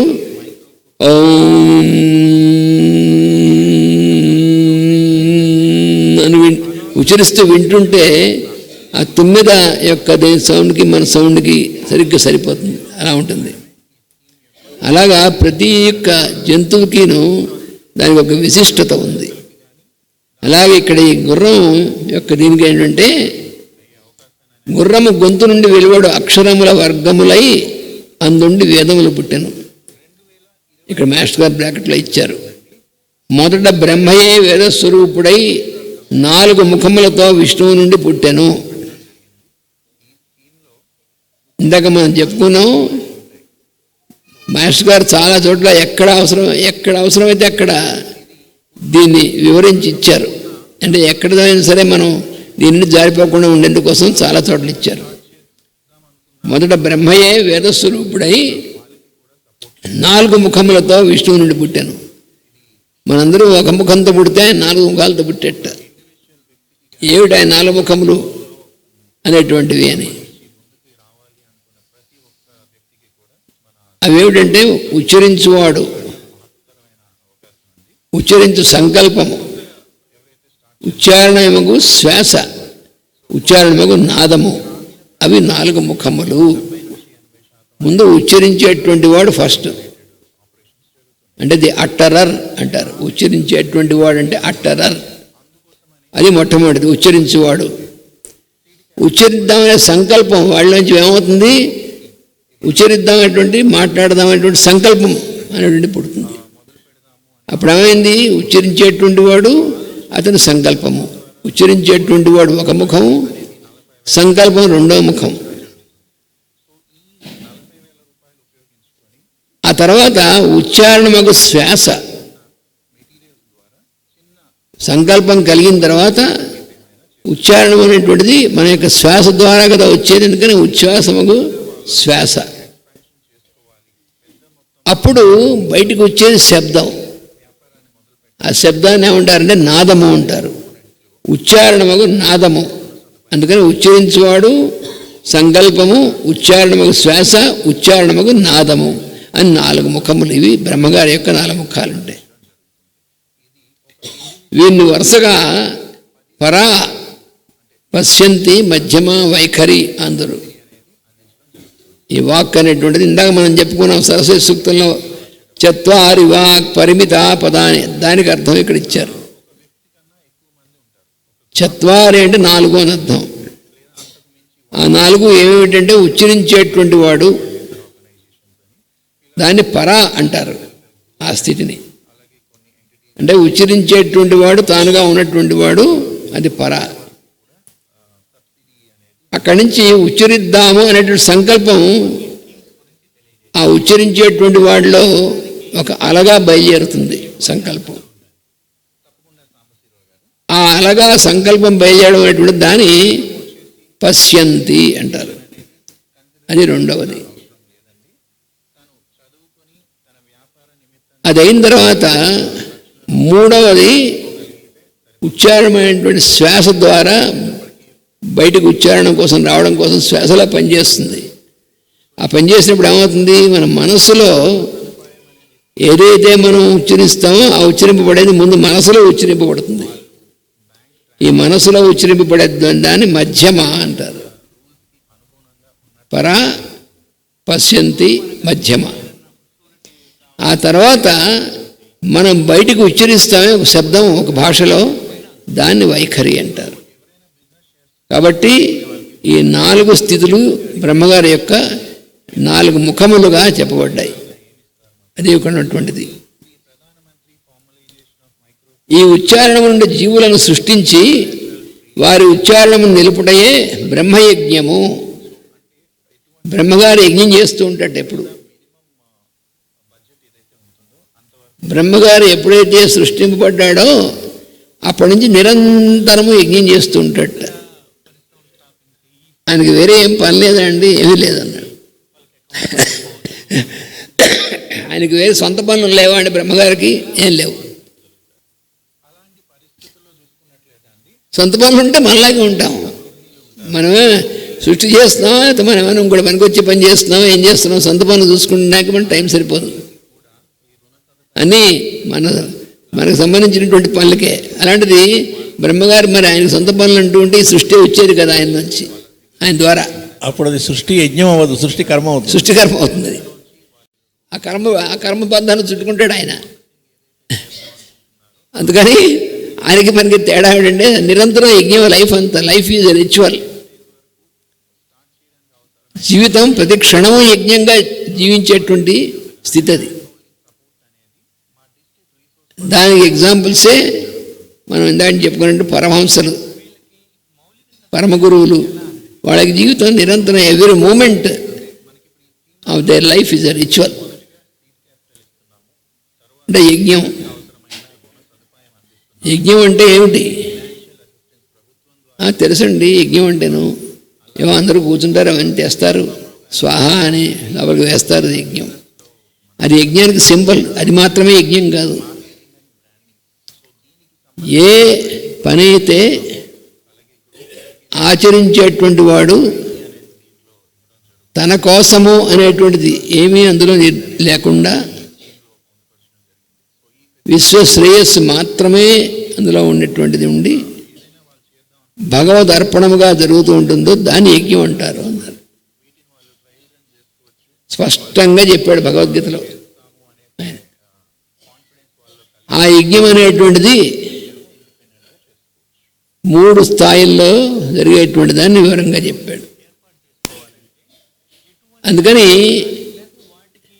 లైఫ్ మొత్తం, జీవితం మొత్తం యజ్ఞముగా కలిగినటువంటి వాళ్ళు ఈ పరమహంసది మహానుభావులైనటువంటి వాళ్ళు. అంటే వాళ్ళ యొక్క మనస్సులో వాళ్ళ ఆలోచనగా నిరంతరము వాళ్ళ యొక్క మనస్సు, వాళ్ళ ఆలోచన ఏమిటంటే విశ్వశ్రేయస్సే. అంటే వాళ్ళకి ఇంపర్సనల్, దీనికి ఒక్క మాటలో చెప్పాలంటే ఇంపర్సనల్ వర్క్ అని అర్థం యజ్ఞం అంటే. అంటే వ్యక్తిగతమైనటువంటిది కానే కాదు, ఇది మనకి బాగా ఎక్స్పీరియన్స్ అవ్వాలంతే. మరి వ్యక్తిగతం కాకపోతే మన పని మనం చేసుకోవద్దండి, మన పని మనం చేసుకోవాలి అని మన అర్థం కాదు. కానీ మన పనులు మనం ఎందుకు చేసుకుంటున్నాము అంటే మనం బాగుండడం కోసం ఉందే. అలా అది తీసేసి బాగుండాలి, కానీ అందరూ బాగుండాలి, ఇది అర్థం అవడం కష్టం. ఈ మధ్య ఇంకోటి మొదలు పెట్టారు, అందరూ బాగుండాలి అందులో మనం ఉండాలి అని. మళ్ళా ఏడిచినట్టు స్వార్థమే. అది ఎలాంటిదంటే వాడు బ్రిటిష్ పార్లమెంట్ అన్నట్టు all are equals but some are more equals అన్నట్టు వాడు. ఆల్ ఆర్ ఈక్వల్, అందరూ సమానమే, అందులో కొంతమంది కొంచెం ఎక్కువ సమానం. ఇక సమానం ఇక్కడ మట్టిగడ్డలు. All are equal but some are more equal అంటే అది తిరిగితేట అనమాట. అది అలాంటివి ఇవన్నీను. అందుకని అది కుదరదు ఇక్కడ.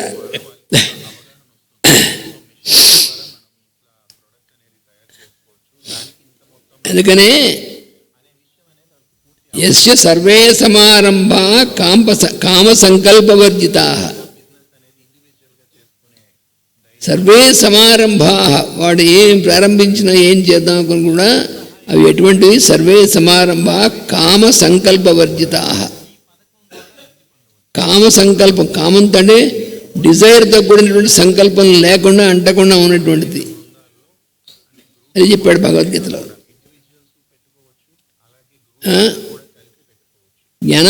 జ్ఞానాగ్ధ కర్మాణ, అప్పుడు ఏమవుతుంది? వాడు చేసినటువంటి పనుల యొక్క కర్మ అనేటువంటిది అంటుకోదు, అవి జ్ఞానాగ్నిలో దగ్ధమైపోతుంది. అయితే ఏమిటంటే తమాహు పండితం బుధాహ, వాడు పండితుడంటే అన్నాడు భగవద్గీతలో.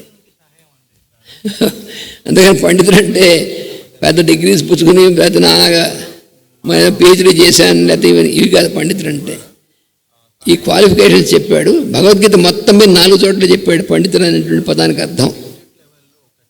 4 చోట్ల చెప్పాడు పండితుడు అంటే ఏమిటో. అందులో ఒకటి శ్లోకం అన్నమాట. అందుకని ఇక్కడ కూడా బ్రహ్మ యొక్క ఉచ్చారణ అనేటువంటిది, ఆ ఉచ్చారణ నుంచి జీవులు సృష్టించి వారి ఉచ్చారణ నిలుపుటయే బ్రహ్మయజ్ఞం. అందు ఉచ్ఛ్వాస నిశ్వాసములే సోహం అనే మంత్రములుగా హంసావతారమై పుట్టినవి.